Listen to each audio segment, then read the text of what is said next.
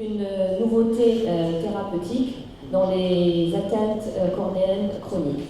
Donc l'introduction, vous avez zappé vu qu'on est en retard, donc tout le monde sait ce que c'est que la maladie du greffon contre l'autre. Ce qui nous intéresse, c'est l'atteinte oculaire. C'est en général une sécheresse oculaire sévère avec tout ce que ça peut induire comme complications, en l'occurrence des ulcères récidivants, chroniques et surtout qui ne cicatrisent pas.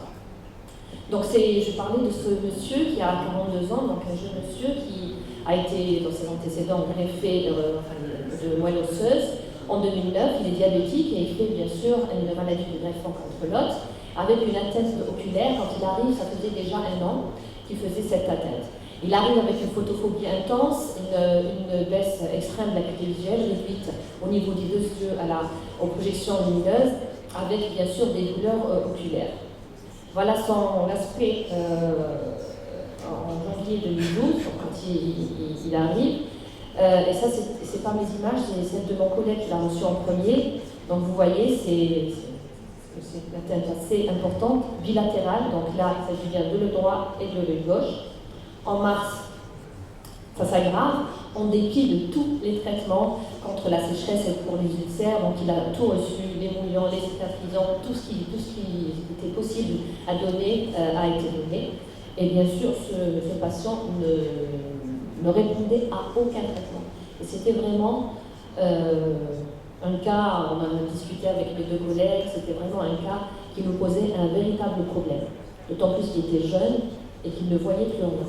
Et il était plus autonome. Donc en avril, voilà.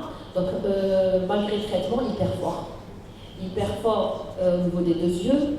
On l'envoie au rang, ils font des greffes de membrane amniotique, donc il reçoit une greffe de membrane amniotique. Et ça ne donne absolument rien. C'est le même aspect. C'est à ce moment-là que nous recevons, enfin moi j'ai eu des échantillons de thérapie matricielle, donc qui est commercialisé sous le nom de Cassicol. Et je le mets sous Cassicol, je me dis pourquoi pas. Et pourquoi j'ai mis sous Cassicol? Alors c'est quoi le principe de cette thérapie matricielle? En fait, ce sont des biopolymères qui sont, sans parler scientifiquement, ça constitue comme une, Béatrice le décrit bien, comme une cage de Faraday. J'ai dû souffler. Voilà, comme une cage de Faraday qui justement va protéger la matrice extracellulaire qui est responsable de cette réutilisation. Donc on va avoir une protection de cette matrice extracellulaire, des protéases, et qui va aider à régénérer cet épithélium cornéen.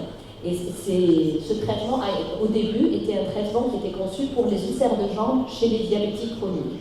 Et il a eu une version ophtalmologique. Donc voilà J0, il avait sa greffe de membrane amniotique, perforation ODG. AJ30, une petite amélioration, mais pas grand-chose. Alors sachez que le Cassicol, ça se donne une goutte, 1 jour sur 2, voire 1 jour sur 3, et seulement une goutte par jour. À partir du mois d'août, c'est-à-dire deux mois après, on commence à avoir une nette amélioration.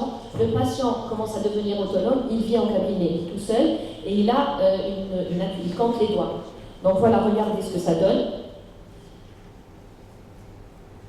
AJ60, surtout à gauche, une vraie nette, il a 1/10. Et voilà, dernièrement, je l'ai vu, voilà ce que ça donne. Voilà, c'était juste pour vous parler de ce nouveau traitement, qui est maintenant, Béatrice a une très belle série de patients de kératite neurotrophique, c'est l'indication principale. Et moi, je commence à donner dans les ulcères chroniques traînant des sécheresses oculaires, dans les rouges chagrins.